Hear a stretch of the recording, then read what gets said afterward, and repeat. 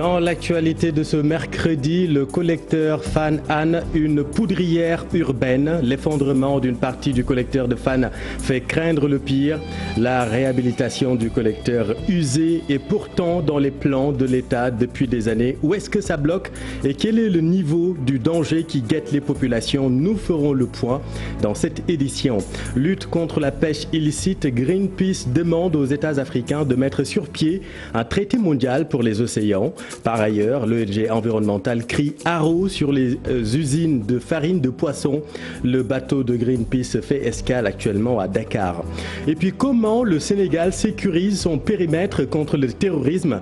Jusque-là épargné, notre pays adopte le bon stratagème, mais attention à la précipitation dans les procédures.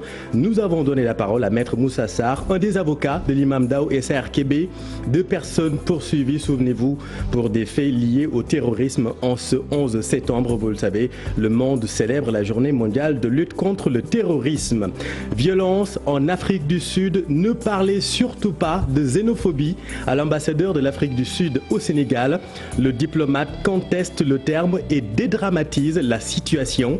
Sur les 12 personnes mortes, 2 seulement sont d'origine étrangère. Selon lui, les violences sont loin de créer une crise diplomatique entre les deux pays, malgré le rapatriement de 300 Nigérians cet après-midi. Nos équipes ont rencontré l'ambassadeur sud-africain.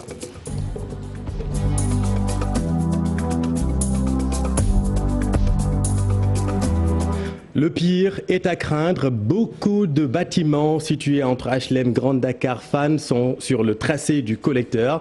Une vraie poudrière urbaine. La menace est donc réelle et les populations en sont conscientes. Vous allez le voir dans ce reportage de Kumba Amatlo et Pape Sangone Mbaye. La désolation et la crainte sont les sentiments les mieux partagés par les habitants des HLM. Suite à l'effondrement d'une partie du collecteur de Hann, la population craint le pire. Entre HLM, Grand Dakar et la faculté de médecine de l'UCAD, 300 000 personnes seraient exposées à l'hydrogène sulfuré, un gaz mortel au bout d'une minute d'inhalation. Au départ, avant que HLM était construit, les égouts et tout ça, il y avait des égouts qui étaient des égouts centrales et des égouts qui étaient dans les maisons. Donc, on a construit sur les réseaux, mais il y a des maisons qui ont construit. Il y a des maisons qui ont construit sur le réseau, qui ont trouvé le réseau sur place et ont construit sur le réseau. La prise en charge de ces travaux impliquerait le déguerpissement de 51 familles. La mairie des HLM se dit prête à accompagner les autorités pour le bien-être de ces populations. Ils sont conscients parce que quand c'est un danger qui est là, une perte humaine peut avoir et qu'ils habitent sur ça, mais ils sont conscients parce que c'est les responsables qui sont là.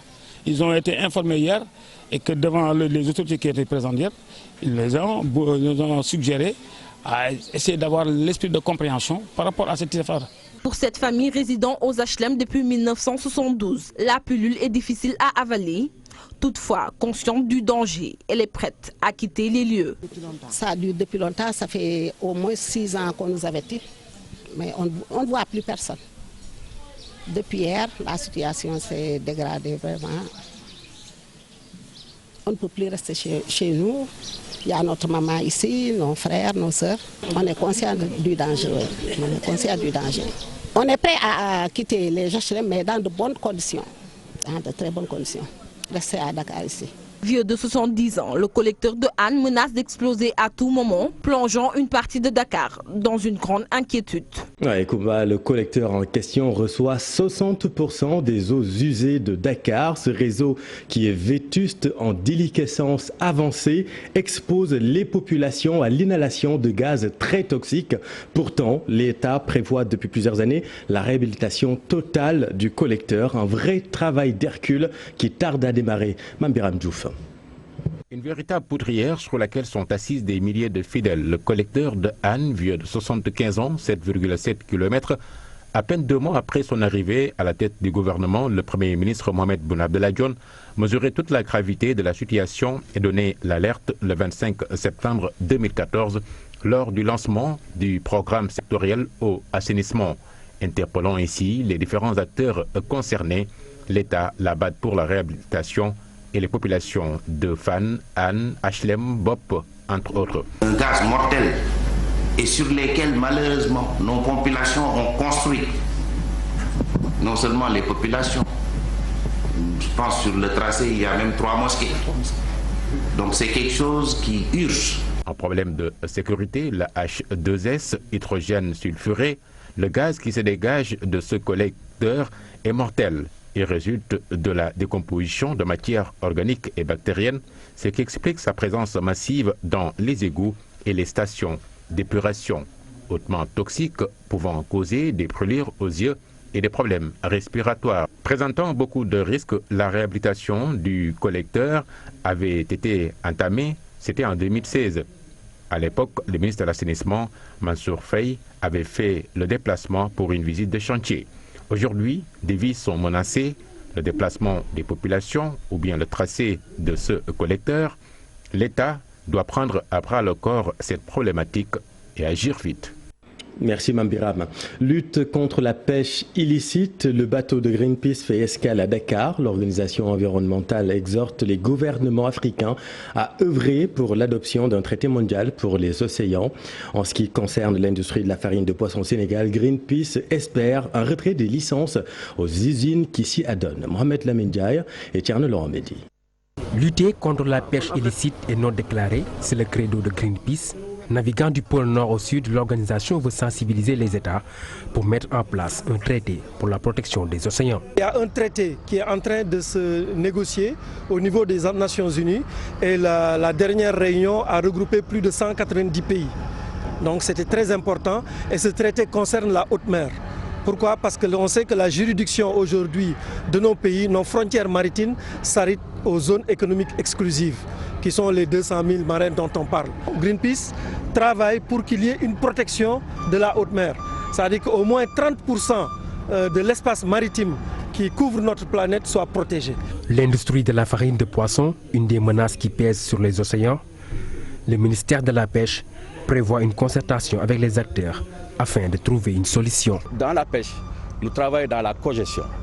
L'État pouvait tout de suite arrêter ça demain, mais il ne va pas le faire. Il préfère s'entretenir avec les acteurs, avec les professionnels, discuter ensemble et trouver ensemble des solutions. Parce que les solutions qui sont trouvées ensemble sont plus respectées, on a plus de chances d'être respectées. Dans le même sillage, Greenpeace espère que cette concertation va aboutir à une suspension des licences de ces usines incriminées. Ce dialogue va aboutir à la suspension des licences aujourd'hui des usines de farine de poisson et pour revenir à ce qui était là avant. Parce qu'avant, les usines qui existaient traitaient les déchets issus des usines de traitement des filets ou en tout cas des conserveries.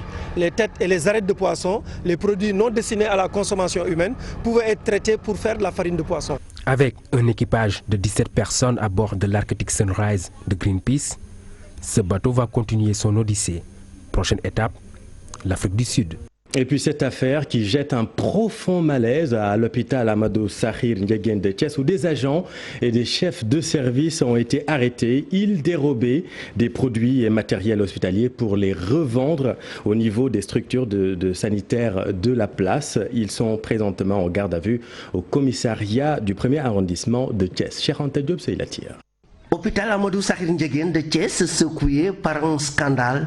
Un brancardier en service à la médecine interne a été interpellé devant la porte de l'hôpital Amadou Sakhir Ndiéguène de Thiès par les services de sécurité de l'établissement hospitalier. Il détenait de part devers lui des obus oxygène qui sont utilisés au niveau du bloc opératoire et du service de réanimation. Conduit à la police du 1er arrondissement de Thiès, il a cité certains responsables comme le chef du service de la maintenance et le chef du département froid de l'hôpital Amadou Sakhir Ndiéguène de Thiès qui serait le cerveau de cette affaire. Le directeur de l'hôpital, Babacar Mané, a porté plainte et ils sont actuellement en garde à vue au commissariat du 1er arrondissement de Thiès. D'après certaines indiscrétions, les syndicalistes font la pression pour qu'ils soient libérés. Les produits étaient écoulés au niveau de certaines structures sanitaires de la place. Merci, cher Anta. Et puis Adama Gaye suspend sa grève de la faim. C'est une annonce de son avocat, Maître Seydou Diagne. Ses conseils avaient déclaré depuis lundi la jet du journaliste. Un communiqué de l'administration pénitentiaire indique que depuis hier, M. Adama Gaye s'alimente correctement et se porte bien. C'est un récit de Aminata Marisso. L'information est donnée par un de ses avocats, Maître Khourechiba. C'était le lundi 9 septembre 2019. L'avocat avait indiqué que son client, Adama Gaye, avait décidé d'entamer une grève de la faim. Il protestait contre les conditions de sa détention, mais aussi contre son maintien en détention dans des conditions inacceptables. Le mercredi 11 septembre, un autre avocat, Maître Seydou Diagne, annonce la fin de la grève de la faim. Quelques heures après, c'est un communiqué de l'administration pénitentiaire qui semble dire le contraire. L'administration pénitentiaire, dans ce communiqué, informe l'opinion publique que M. Adama Gaye s'alimente correctement depuis le mardi 10 septembre et se porte bien. Transféré à Rebeuss le 31 juillet, l'affaire Adama Gaye continue d'alimenter l'actualité.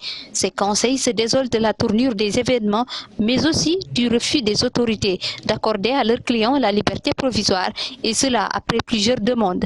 L'ancien journaliste est en prison depuis le 29 juillet. Il est poursuivi pour atteinte à la sûreté de l'État, offense au président de la République, après une publication très critique sur la gestion du gaz et du pétrole. Et puis nous sommes le 11 septembre, décrété journée mondiale de lutte contre le terrorisme.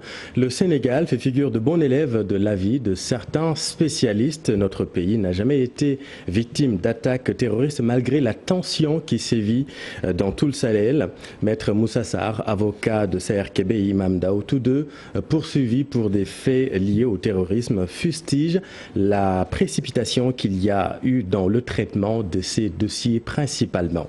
Magat Gaye et Lamine Mandjang.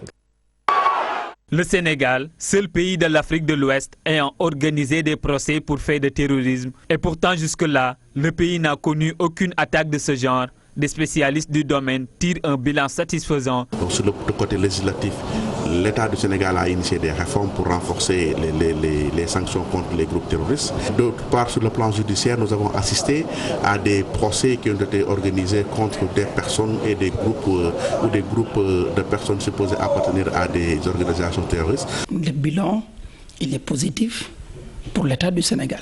Parce que peut-être n'eût été cette organisation,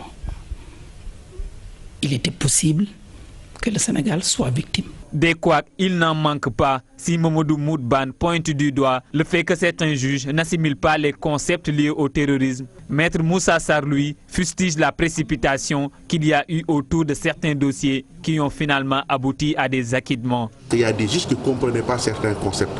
Et si ces concepts-là qui sont liés au djihad ne sont pas compris par les juges, ça risque de créer des problèmes. C'est des dossiers beaucoup plus qui relevaient du renseignement que du traitement judiciaire.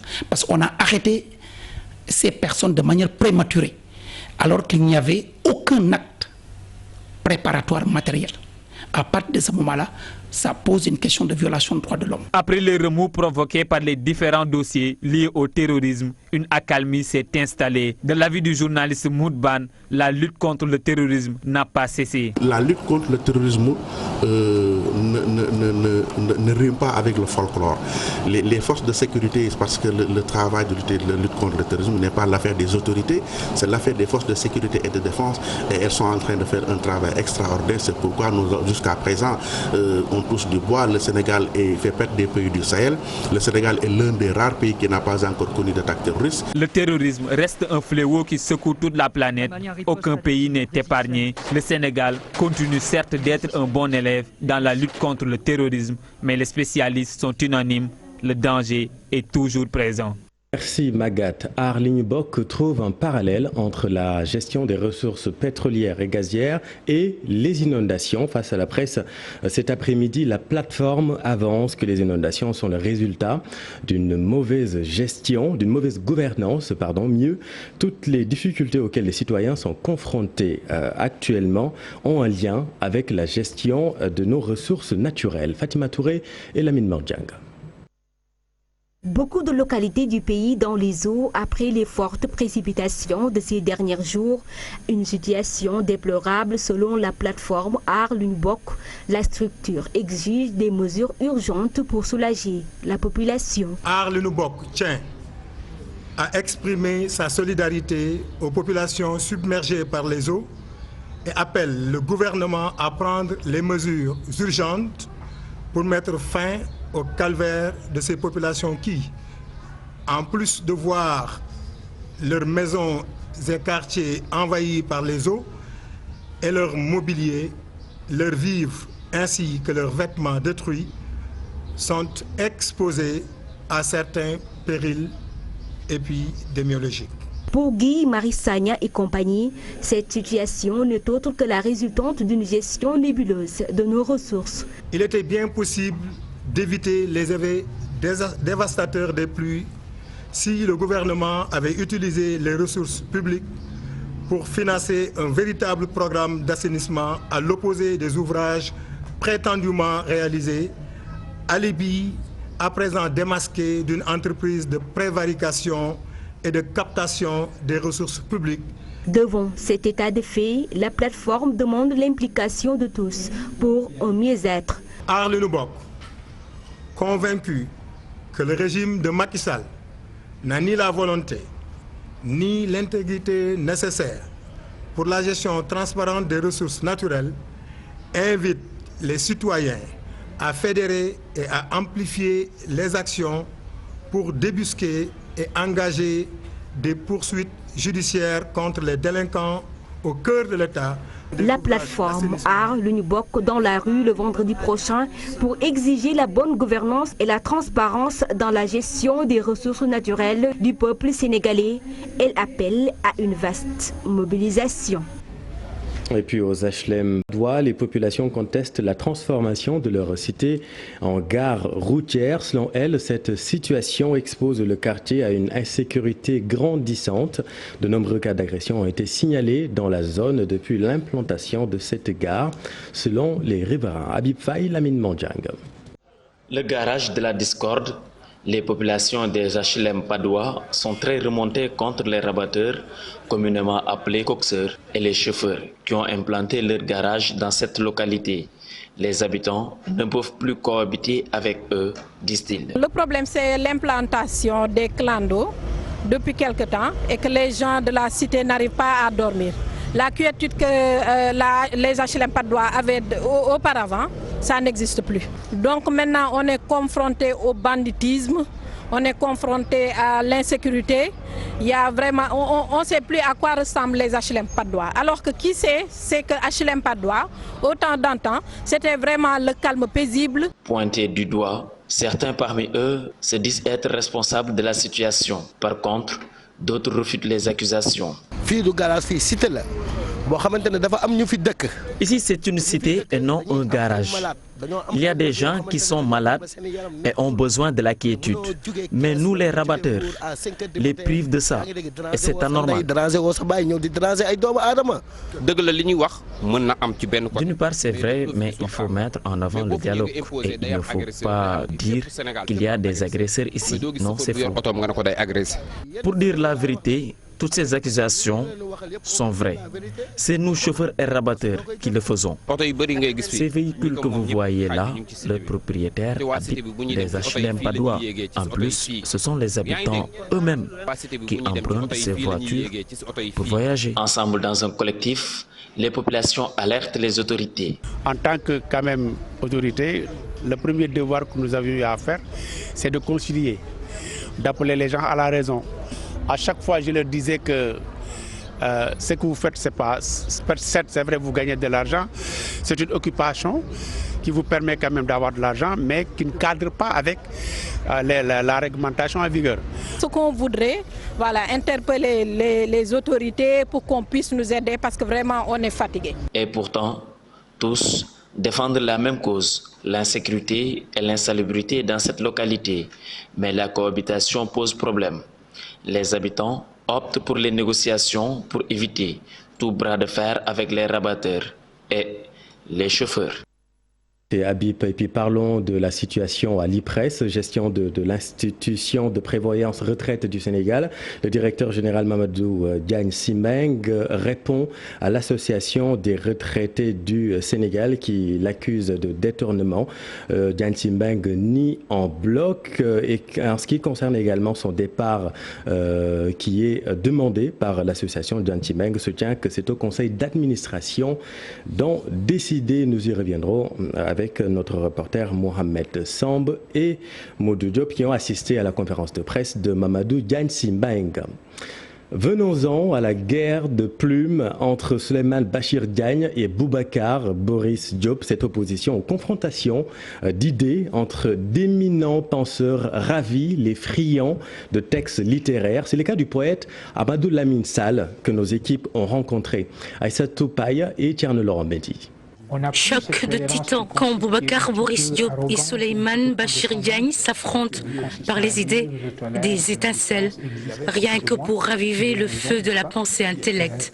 Nous allons oublier un tant soit peu la politique et nous consacrer à la réflexion et à la critique positive. Cette semaine, nous avons assisté à un échange très appétissant. Nous avons besoin d'une pensée critique.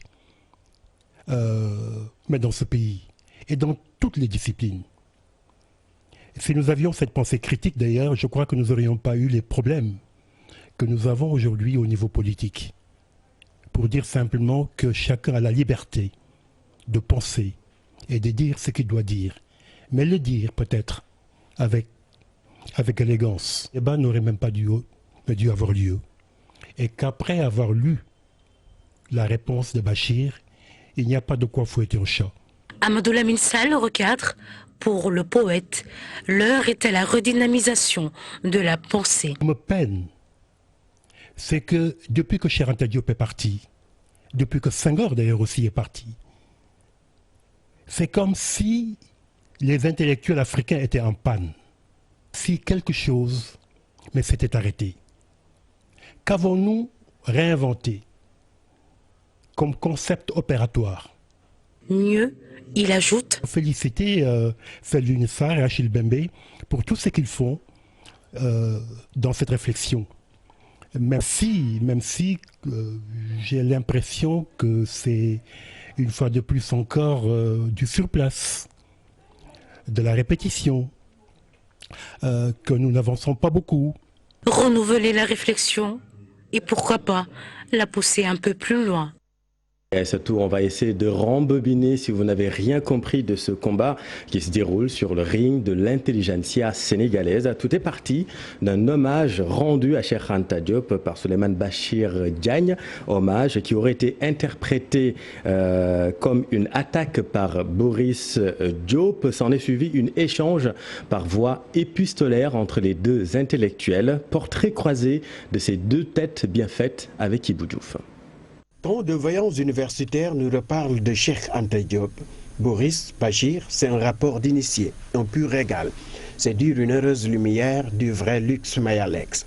Donnons Boubacar Boris Diop, Souleymane Bachir Diagne, deux figures respectées dans la plus haute sphère du milieu universitaire. Un échange entre deux intellectuels, entre deux chercheurs de haut niveau. Cela fait suite au débat sur la paternité du laboratoire Carbone 14. Lors d'un débat contradictoire, chaque interrogation soulevée par Boris, des explications sont apportées par Bachir. Deux coups de griffe, argumentés et contre-argumentés.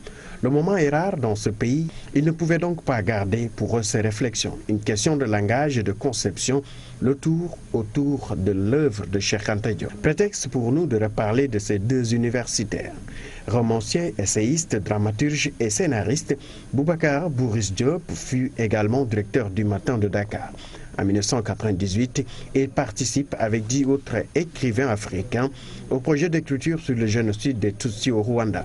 Rwanda pour écrire par devoir de mémoire. De cette expérience résulte son roman Mouramu, le livre des ossements, paru en 2000. L'auteur de Demi-Golo en 2003, qui sera traduit par la suite en 2009, Les tambours de la mémoire, paru en 1990, lui a valu le Grand Prix de la République du Sénégal pour les lettres. Souleymane Bachir Diagne est un philosophe sénégalais, professeur de français à l'Université Columbia. C'est un spécialiste de l'histoire des sciences et de la philosophie islamique.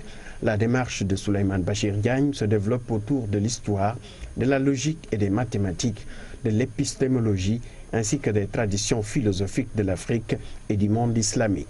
Deux géants, deux universités, le géant Cheikh Anta Diop et son Carbone 14 a mobilisé encore une fois tous des leaders dans leur domaine.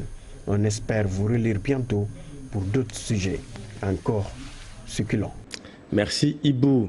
Violence xénophobe en Afrique du Sud. Aujourd'hui, un riche homme d'affaires nigérian a affrété un avion pour permettre aux ressortissants nigérians de quitter l'Afrique du Sud. 300 personnes sont montées à bord sur les 600 Nigérians qui se sont signalés. L'ambassadeur de l'Afrique du Sud au Sénégal réfute le terme xénophobie. Sur les 12 morts, 2 personnes seulement sont des étrangers. Selon Lenny Magwan, on est loin de la crise diplomatique entre l'Afrique du Sud et le Nigeria. C'est un sujet de Maguette Souare Diallo et Diafaraba. L'ambassadeur d'Afrique du Sud prend la parole pour la première fois depuis le début des violences dans son pays. Lenny Magwan Chop ne veut surtout pas entendre parler de xénophobie, mais une frustration de la jeunesse sud-africaine. La force de notre économie est basée et fondée sur la force, la diversité de ces mêmes immigrés. C'est juste, peut se traduire par une colère de certains Sud-Africains qui n'ont pas pu bénéficier du progrès économique en Afrique du Sud. De caractériser the problem in South Africa as one of xénophobia per se. Donc de caractériser le problème actuel en Afrique du Sud comme un problème xénophobe. Le diplomate condamne ces violences qui, selon lui, ont fait 12 morts, dont 2 étrangers. 12 people have been killed in South Africa. C'est vrai, 12 personnes ont été tuées en Afrique du Sud. 10 of those are South African. 12 d'entre eux sont plutôt, 10 d'entre eux sont plutôt des Sud-Africains. Only 2 are foreign. Juste 2 personnes d'entre eux ont été identifiées comme étrangers. And I think that thankfully we do not have Senegalese among those who have been victimized. Je pense que heureusement nous n'avons pas décompté de Sénégalais parmi eux. L'ambassadeur se garde de commenter la décision du Nigeria de rapatrier 600 de ses ressortissants. Pour lui, une telle situation ne saurait présager une crise entre Abuja et Pretoria. Le président Buhari va rendre visite, va se rendre en Afrique du Sud. Sont les économies les plus fortes. Le Nigeria a joué l'un des rôles les plus importants concernant la défaite de l'apartheid en Afrique. And we have worked very closely with Nigeria. Nous avons vraiment travaillé de manière très étroite avec le Nigeria. L'ambassadeur de rajouter que tout le continent africain a lutté contre l'apartheid. Selon lui, au pays de Madiba, le surnom arc-en-ciel se vit au jour le jour. Merci Maguette. Et puis retenez que la dépouille de Mugabe est arrivée à Harare en provenance de Singapour. L'ex-président zimbabwéen est décédé le 6 septembre. Il sera inhumé après un hommage national. Un mot de sport, Génération Foot devra vraiment s'employer pour sortir le Zamalek d'Égypte. L'équipe égyptienne est un obstacle majeur en vue des phases de poule de la Ligue des Champions. Obstacle majeur mais pas insurmontable si les joueurs et le public thiessois donnent tout samedi. Aujourd'hui, on s'est préparé en conséquence, sachant quand même que le gros morceau c'est le Zamalek. Aujourd'hui, c'est pas la petite équipe.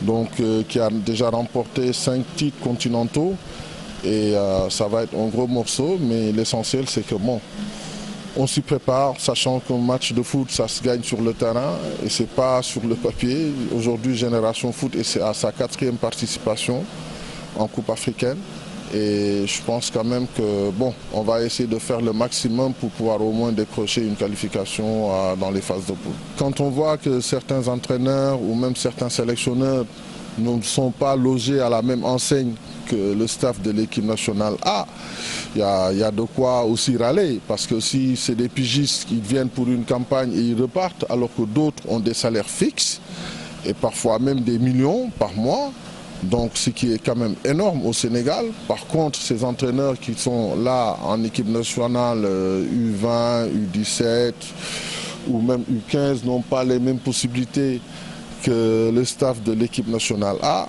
Donc ça aussi, ça pose problème. Il faudrait qu'on les respecte parce que c'est eux qui sortent l'avenir du football. Voilà, c'est la fin de cette édition. Merci de l'avoir suivi. L'info continue dans Soir d'info avec Aram Touré. C'est à vous. Merci bien, chérie.